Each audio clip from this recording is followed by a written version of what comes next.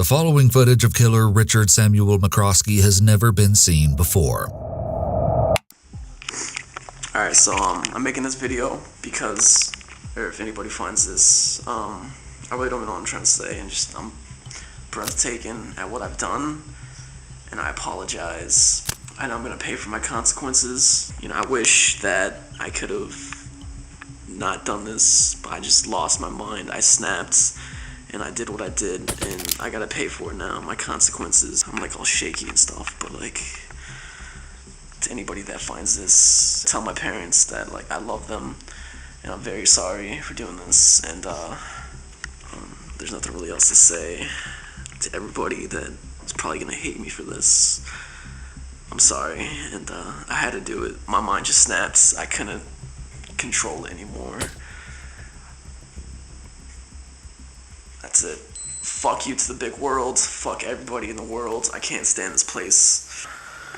Richard filmed this video as he was living in the home of his victims and their rotting corpses.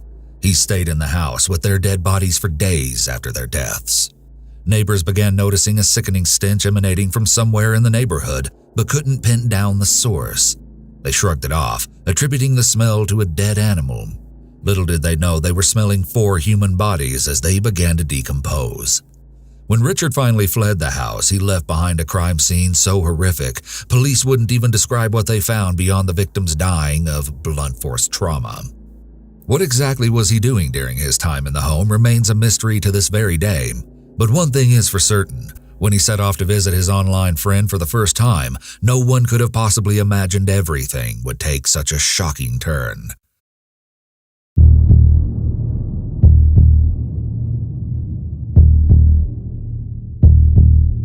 20-year-old Richard Samuel McCroskey III was an aspiring horrorcore rapper who lived with his father and sister in Castro Valley, California.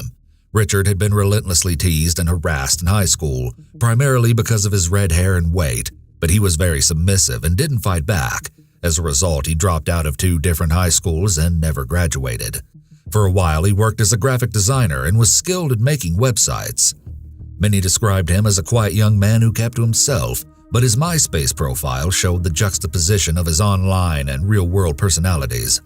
Under the names Lil Demon Dog or Psycho Sam, his MySpace page was littered with references to the underground horrorcore scene, which included obscene lyrics and various depictions of murder. You can see some of the horrorcore artwork Richard displayed in his bedroom. Many believe his stage name was inspired by an unhealthy obsession with David Richard Berkowitz, also known as the Son of Sam, a serial killer who murdered 6 people from 1976 to 1977. Many of his photos show him posed in cemeteries or holding weapons such as an axe. In one video Richard posted, he is wearing a skull bandana while standing outside a Gothic church during a lightning storm and rapping lyrics about the evil voices inside my head. They just want me to murder continuously. They want me to take lives on a mass murder spree. They love the smell of a body that's rotten and decayed. That's what I think about when I'm stalking my prey. The fact that Richard says, "evil voices inside my head," does not necessarily mean he is hearing voices in the same way that a person with schizophrenia hears voices.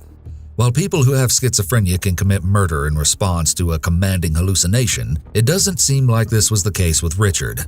People with antisocial personality disorder often have many different selves. People with APD also sort of morph into different identities, depending on the situation and what they want to achieve. For instance, they can be very charismatic in situations where they need to manipulate someone to get their way. So in Richard's case, the voices inside his head that he's referring to can simply just be his evil side or his own inner violent tendencies. As Richard's confidence within the horrorcore niche grew, he started chatting with other like-minded individuals, among them 16-year-old Emma Kelly Niederbrock, who went by the username Ragdoll. Alright, so you wanted a video, and you made me videos, and he said please, so I'll make you this video, even though I'm not gonna like do anything, because my room's kind of dirty, and yeah, I don't want to show you my dirty room, but this video is for Emma, because you just told me to say your name, so I don't know. I'll make you another video once clean, I promise. Unless you just want to like see my wall, because that's not dirty, but behind me is dirty, so that's not good. Alright, this video is for you, Emma. The ragdoll, amazing ragdoll, and I really don't know what to do for you on video, so I guess I'll like show you my room a little bit if that's what you want to see.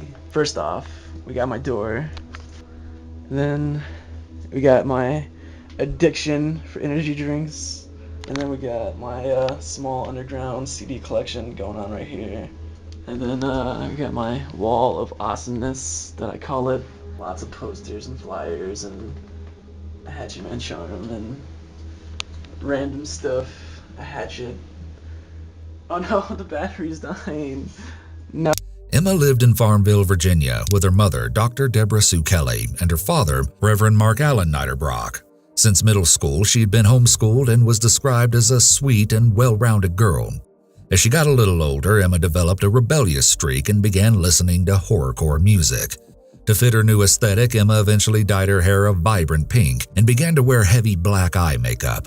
Her parents hoped that her new interest was just a phase, but they couldn't have been more wrong. Emma's father, Mark Niederbrock, was a reverend and head of Walker's Presbyterian Church in Hicksburg. Her mother, Deborah Kelly, was a sociology and criminology professor at Longwood University and a beloved mentor to her students. When her parents separated, Mark moved out of the family home, leaving Emma and Deborah to live there together. Still, the parents maintained an amicable relationship.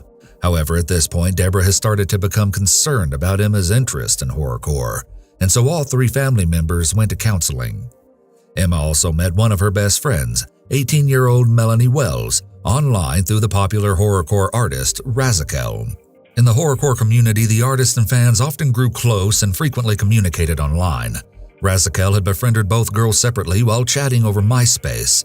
She'd bonded with Emma not only because of their mutual love for horrorcore, but also because they could relate on a deeper level.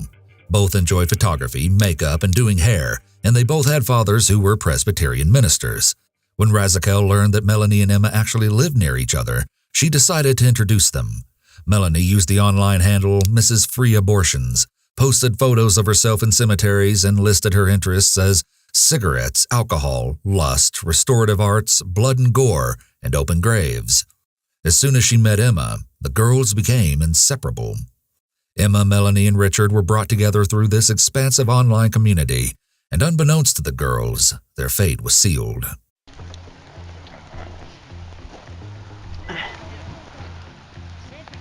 We defiled the grave, and then lightning struck seconds ago.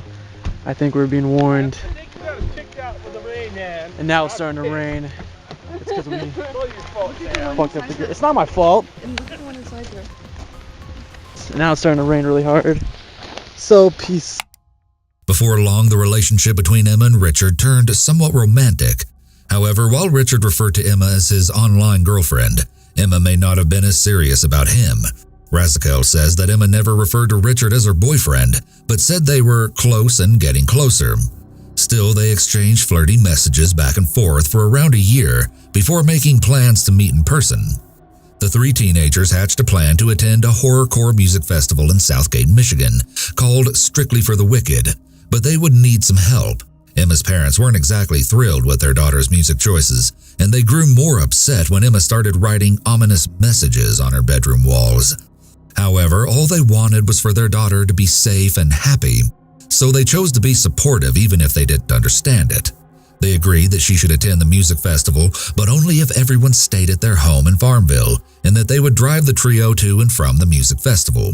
Emma and Richard were ecstatic to meet for the first time in real life. For Richard, he was looking forward to something good finally happening to him. His own family unit had broken apart 5 months earlier when his father asked his mother to move out of their home. If this was weighing on him, he seemed to put it out of his mind by focusing on seeing Emma. On September 7th, Emma wrote on his MySpace page about her own excitement, saying, "The next time you check your MySpace, you'll be at my house. I love you so, so much, baby, forever and always. You are my one and only everything. I can't wait to see you, baby. It's like 6:17 a.m., and I've been up since 4-ish, filled with uber amounts of excitement. I can't wait. I leave to pick you up in 5 hours. Gah, my insides feel all squishy. Several days before the concert on September 7th or 8th, Richard arrived in Farmville. He'd flown all the way from California just to finally meet Emma, but as we all know, things aren't always as they appear online. Emma was immediately put off by Richard's shyness and physical appearance. Even before the concert, there may have been cracks forming between the once loved-up couple. But still, on September 12, 2009, they all went to the show as they'd planned. The drive was no small feat, about 10 hours, which shows just how committed Emma's parents were to keep their 16-year-old daughter safe, or at least try to. As well, Mark and Deborah had been separated for about a year at this point, further proving their dedication to protect Emma. While on the way there, Emma posted about the trip saying, "Talk about a long-ass drive sharing the car with a preacher. It's gonna suck, but no doubt is it worth it." It isn't known for sure what exactly happened between Emma and Richard, but some sources claim she began flirting with other boys while at the festival, and there's even a rumor that she went out of her way just to avoid him during the concert. Richard's sister later said she was told by his friends that the two even had a falling out that night. Another rumor is that they had a fight because Emma received a flirty text from another guy at the show. Given what was going to come, something unpleasant must have happened between Emma and Richard. It seems like Richard may have been under the impression, or at least wanted to believe, that he and Emma were exclusively together, so naturally Richard was feeling rejected, betrayed, and even a little angry. Even so, they all returned to Farmville the next day after the concert, and things seemed to be all right. Seemed to be is the key here. Both girls logged into their MySpace accounts once they returned to the Niederbrock house. At 2:43 a.m. on Monday, September 14th, Melanie posted online that she would be home on September 16th.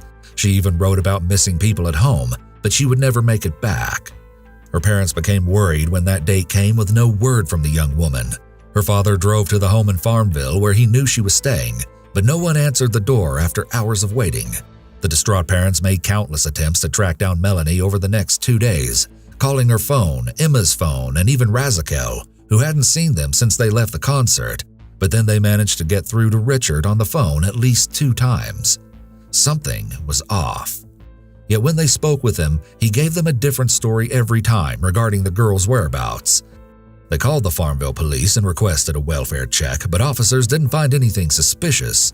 Well, at first. That same day, Melanie's mother, Kathleen, also reached out to Mark Niederbrock and asked if he could go check out the house. He agreed, and Kathleen was relieved that she would finally have answers soon. But her relief was short-lived. Hours passed, and there was still no call from Mark. Well, yeah, this is Farmville Police Department. Okay, did you just speak with somebody at the residence? Yes, I just spoke with, the daughter's boyfriend. Okay, well, I don't know. My sergeant went over there, and he said that it was a young kid, a boy, and that Melanie and the girl she's staying with are at the movies now. Yesterday they went to Richmond. Vehicle had broken down, and the cell phone's dead, and that kind of thing. So is that what he talked to you about? What he told me, yeah, and like I said, I don't know where the mother is. I don't know where, she's usually the one that, drives them around, and she's just disappeared. I haven't spoken to her at all. The father I talked to earlier on today, right. He said that he was on his way, as a matter of fact, he was on the road when I was talking to him. He was going through Farmville, he was supposed to stop at the house. I haven't heard from him since. Okay. Like I said, I'm at this point, I don't know. I don't know what to think at all. Okay. And him being at the movies, I just tried to call. He said that Emma tried to call, or just called him from the movies. And I tried to call the phone that he said she called from. There's no answer. It goes right into it. Okay. Later that night, when she still hadn't heard back, Kathleen called the police again. They arrived at the Farmville house and were greeted by Richard at the front door, who explained that the girls had left to see a movie. The officers left without looking inside the home, but naturally, Kathleen wasn't satisfied with the answer Richard had given. She called the home and once again spoke with him, but this time, instead of giving excuses, he simply stated that the girls couldn't answer the phone. This is what doesn't make sense. My daughter was called. Right. So I just don't know what to think. scared me earlier. She was saying, oh, there was noises in the basement coming from, in the house. And, I don't know. All right, if you don't hear anything from her, then just call us back and I'll send an officer back over there. Okay. Yeah, it just, like I said, none of this makes, any sense at all. I've heard that, they were supposed to be home by 9 this evening and then 10 and then, so I don't know. All right, well, just try to, wait and see if Melanie calls you in the next hour, and if not, call us back. Yeah, I will. Thank you so much for your help. Okay, you're welcome as well. All right, bye-bye. Kathleen insisted that Richard call the police himself because something seemed very wrong, and surprisingly, he did. Richard called 911. However, instead of revealing anything about the girls, he complained about a strange sound coming from the basement of the home. Phone 911. Hey, can I have a police unit come by my house? Because I keep hearing sounds in the basement, and I'm scared to go down there and check what it is. Okay, what kind of sounds do you hear? Like just noises, like something moving around down there. I think it's the dogs, but I'm not sure. Okay. We have 2 dogs, but one of them is upstairs. I just put him up there, and the other one might be down there, but I'm not sure if it's the dog or not. Okay, and it's in the basement. What's your name? Sam. Sam? But this isn't my house. I'm staying at my girlfriend's house. Okay. All right, we'll get somebody to come up there, okay? Thank you very much. Bye. Police showed up once again and did a quick search of the basement, but found nothing and left. Authorities later defended their choice to leave the Niederbrock home without seeing Melanie, Emma, or either of her parents during the welfare checks because they thought Richard had reasonably answered all of their questions. Yet around that same day when neighbors walked by the home, they noted that even from the street, something smelled dead nearby, which they attributed to an animal. It's both surprising and troubling that the police did so little to investigate this situation after receiving multiple phone calls about minors not being heard from in days and alleged noises in the basement. The law gives police officers the authority to act in whatever manner they deem necessary when performing welfare checks, including investigating unexpected criminal activity. The police certainly had the ability legally to do much more than they did. It seems highly unlikely that they wouldn't notice an odor that was commented on by people much further from the scene. It also seems impossible to believe that once they were inside the home, there was no evidence of a crime when 4 people had been murdered in such a violent and gruesome manner.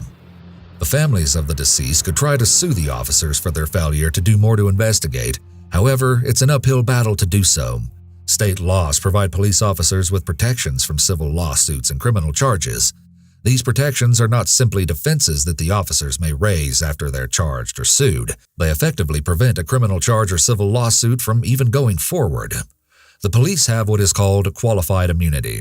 Qualified immunity means that police officers are protected from being sued as long as they're acting within the guidelines of their job and not acting negligently or unreasonably. This gives police officers room to do their job without the fear of lawsuits interfering.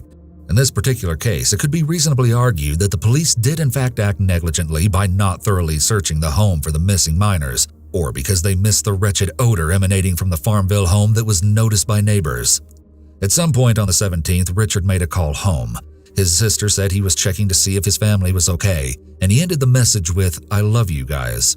Hearing this, his sister knew something was off. They didn't say "I love you" to each other. However, because she knew her brother was someone who wouldn't kill a spider if she asked him to, she couldn't have imagined just how horribly wrong things had gone in Farmville. It's possible that Richard wasn't a very assertive individual. Maybe he was highly sensitive and fragile in many ways, unable to kill a spider. He may have, at one point in his life, been a rather weak person. The fact that Richard was teased and harassed in high school means that he could have developed some trauma during his adolescent years. However, teens who were bullied and subsequently traumatized typically don't grow up to become murderers. Richard appears to have had an immense amount of underlying anger and hatred that was never expressed in a healthy way. When a person remains passive against bullying or abuse, they will harbor a lot of self-hatred, and of course, hatred of others. The self-hatred develops because the person is not standing up for themselves and protecting themselves from the abuse. Helplessness and powerlessness then develop as a result. In Richard's situation, he likely felt helpless and powerless for so long after being bullied, he may have developed a mental image of himself as this tough individual that others should fear. This pretend image he developed made him feel bigger, stronger, and more powerful. This self-image likely gave him a sort of high, so he really embodied that image more and more with time. Once Richard felt betrayed by Emma, his online girlfriend, this betrayal triggered that underlying anger and hatred of others, almost like that inner angry and violent nature remained dormant until he felt betrayed by his romantic interest. He stepped into and acted on that tough, powerful image that was really only in his mind for years, but to him it was real. To Richard, he was that strong, powerful person. It took a trigger, romantic rejection, to lead him to act on those feelings of hatred and desire for violence that he harbored for so long. Kathleen continued to call the police for help finding Melanie. Yes, I don't know who I need to talk to, or What's up? My daughter is with a family in Farmville, Virginia, and she's been basically missing for the past 2.5 days. I can't get a hold of her. Her cell phone's turned off. What's worse is the girl that she was staying with, nobody knows where she is. Her cell phone is turned off. This daughter's boyfriend is staying there, and I've talked to him several times today, and I've gotten different stories. But my husband went down. He was supposed to pick up my daughter yesterday, and he went down there. He arrived at about 11 o'clock in the morning. He sat there for 8 hours outside the house. Nobody showed up. Nobody answered the door. And, I mean, we're about 4 hours away here, and I don't know what else to do. Okay, is your husband still here in Farmville? No, he's home. He came home. Oh, okay. He was going to head back down there tomorrow to pick her up, but everybody seems to disappeared off the face of the earth, and I just don't know what to think.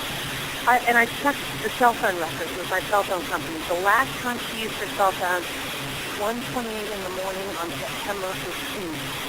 And actually, she wasn't using. Somebody had called in and left her a voicemail.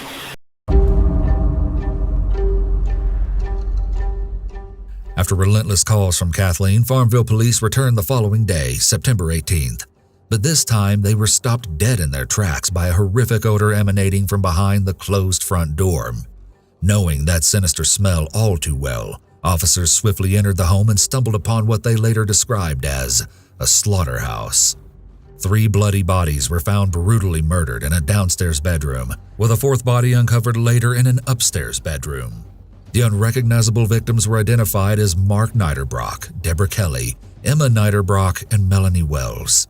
Melanie, Emma, and Deborah had been mercilessly bludgeoned to death in their beds as they slept. Several weapons were discovered at the crime scene, but experts believe the injuries were specifically from a wooden splitting maul taken from the family's own backyard. When Mark had shown up to check on the girls, he had been attacked from behind with the same instrument.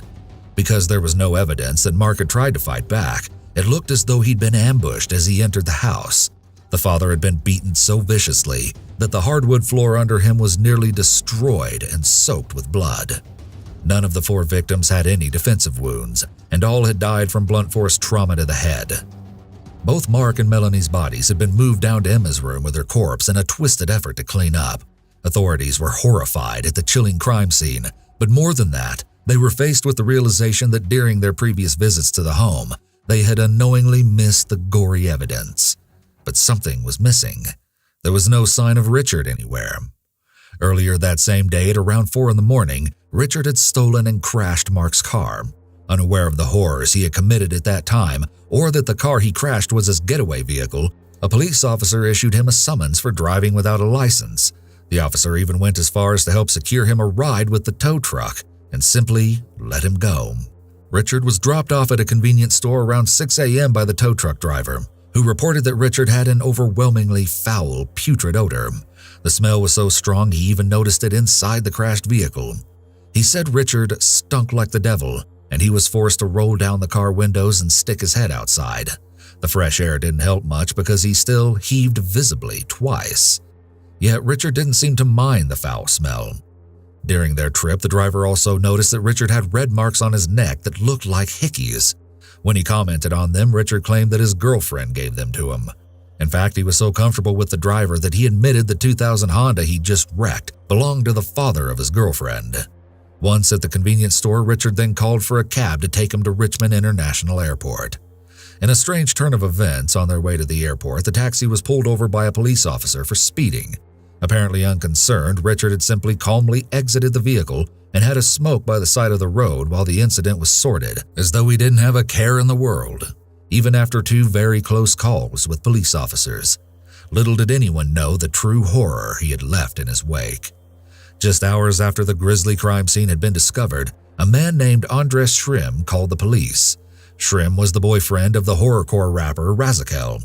He went by the stage name Sectanic the Soulless, and his record label was called Serial Killin' Records. In his call to the police, Shrim said that one of Richard's friends had spoken to him recently and said that Richard was noticeably upset and that he had made some disturbing comments, including that he had killed someone, maybe even a couple of people. The police were now certain that Richard was the perpetrator in the 4 horrific murders. They circulated a photo of him from his MySpace account in an attempt to track him down. It wasn't long before officers found Richard sleeping in the baggage claim area on September 19th and arrested him before he could hop a flight back to California. The cold killer had actually left behind a piece of paper at the crime scene containing the exact address of the airport. His grand escape plan had been to wait in the airport for a flight in 2 days. At some point, he must have panicked because he attempted to buy a ticket for an earlier plane, but it was too expensive, so all he could do was wait, which is exactly how police found him.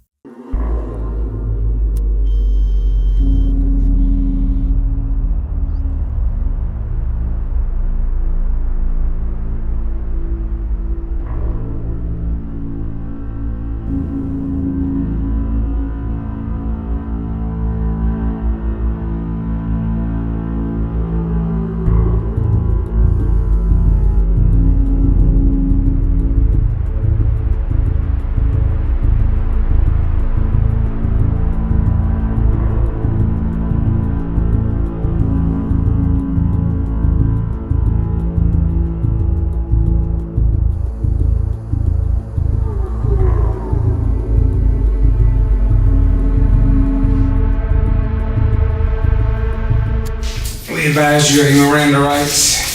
You said you understood your rights and you signed the form saying you were willing to talk to us, and you still willing to talk to us? Yes, but I would like to have somebody here too, like a lawyer. Okay, that is your option. So are you invoking the right to remain silent? Yes. After he was arrested, it was noted that his clothing was totally caked in gore, as he hadn't changed or bathed since committing his atrocious crimes. Many pointed out after the news broke of Richard's arrest that, ironically, one of his songs was titled, "I Kill People for Real." It appears that sometimes life really does imitate art. But after his arrest, many were left with more questions than answers.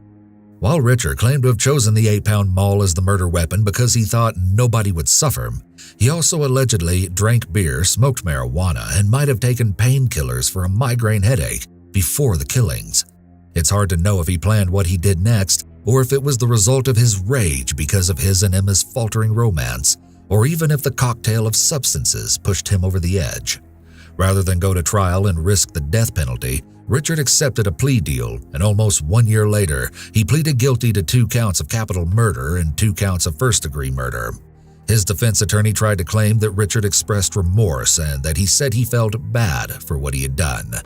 Yet as he left court, he gave onlookers a sinister, slight smirk, further proving his wickedness. Richard Samuel McCroskey III was given 4 consecutive life sentences, and as part of the plea bargain, he waived his right to an appeal. Since the case never went to trial, a clear motive in the savage murders has never been released. When asked why he had done it by reporters as he was brought back to Farmville, Richard had simply responded, "How did you do it?" Jesus told me to do it. His sister later denied that his response was a sign of psychosis. Instead, she said that this was just his sense of humor and that he was being sarcastic. Several theories exist surrounding a possible motive for the barbaric attacks. The most popular is that Richard was either jealous of the attention Emma was giving other young men, or angry because she rejected him. If this is the case, Melanie and both of Emma's parents had tragically just been in the wrong place at the wrong time. Richard's attack on Emma's parents and her friend Melanie could have been purely due to the fact that they were present in the home, and therefore would be witnesses to what he wanted to do to Emma. It's also possible that he felt humiliated by Melanie too, and maybe by Emma's mother. When Emma decided that she wasn't interested in Richard romantically, maybe he got the cold shoulder from Emma, her mom, and Melanie. Emma's father, on the other hand, may have just literally been in the wrong place at the wrong time. Richard may have crossed a threshold when he succeeded at committing his first 3 murders, so killing one other person, Emma's father, was easier for him. This further supports Richard being a total psychopath, because if, let's say, the murders would have been an impulsive move that occurred because of his anger and obsession with Emma, a crime of passion, and because he was intoxicated, any half-normal person would be devastated and likely wouldn't have killed another person, a 4th person. However, in Richard's case, he didn't mind adding to his murder tally, even after having days to reflect on what he did, and even after spending days in the presence of those lives he ended. I believe this really shows the depths of his psychopathy. Richard could have very likely just have been a ticking time bomb. It's possible that anyone that really triggered his anger and past traumas would have been the victims of murder at his hands. In this case, it was Emma, her parents, and her friend Melanie. Maybe it was only a matter of time, and for the right circumstances to be present, for Richard to finally fully embody that persona of a strong, powerful person. However, Richard reportedly told the cab driver who brought him to the airport that he'd gotten into an argument with Emma after overseeing a text message she received from a guy she met at the festival, saying he loved her and wanted to be with her. This is similar to the rumor about her texting another guy while at the concert. Richard told the cab driver that Emma had become angry with him for invading her privacy, but he claimed that to avoid arguing with her, he waited for her to fall asleep before he left. The cab driver noted that Richard seemed like a nice young man. He was very polite and well-spoken, and he spoke passionately about Emma. Of course, he'd already killed Emma at this point, at least 2 days earlier. The report by the cab driver reveals some important details about how people with antisocial personality disorder tend to present themselves. They can certainly be very polite and well-spoken. It's not surprising that the cab driver's initial impression of Richard was that he seemed like a nice young man. This is likely what happened with Emma. Richard was probably very charismatic during their online interactions. However, once she really interacted with him more closely, she probably realized the unappealing antisocial traits and didn't want to have anything to do with him, thus leading to her rejection of Richard, which then triggered his anger.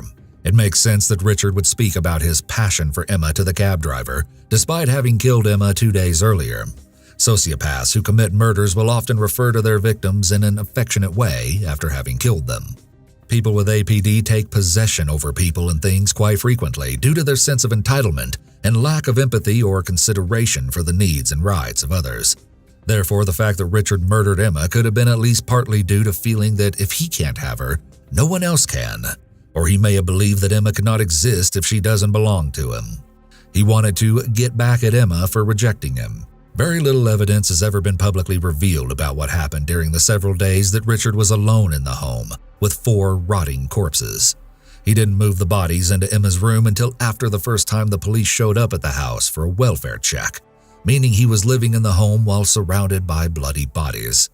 The self-recorded videos are some of the only pieces of evidence we have that tell us about Richard's state of mind during this time. What we do know is that he took the time to film himself as he contemplated taking his own life. Alright, I'm making this video because it's in my final minutes of being alive, and to anybody that finds this, I want you to tell my parents I love them deeply, and I'm very sorry for doing this. To my brother, Sinister, aka Eric, and Emily, I love you guys deeply, and I'm sorry for going this route. I know I said I'd turn myself in, but I'm not gonna do that. I can't do that. I can't pay those consequences, so I gotta do what I gotta do, which is gonna be over there, if you can see that. I'm not gonna tell you what I'm gonna do, because I'm sure you guys know what I'm gonna do. I'm really sorry, but it came to this, but I'm gonna get going and do what I gotta do. I'm gonna pay my consequences. So my last words before I go: fuck you to the world, fuck everybody in it. I can't stand this place. Fuck your God, and no, I'm not a nut rider, but fuck your God. SKR, Wicked Intent, for life, peace. Many were quick to blame the horrorcore genre for the mass murder because of the way the music seems to glorify murder. But supporters argue that the music is merely a dark fantasy, and only those suffering from mental health issues would carry out such a heinous act. But regardless of his musical preferences, this was a rage-fueled attack against a teacher, pastor, daughter, and friend at the hands of absolute evil. The Farmville community will forever remember and mourn the losses of those 4 innocent lives.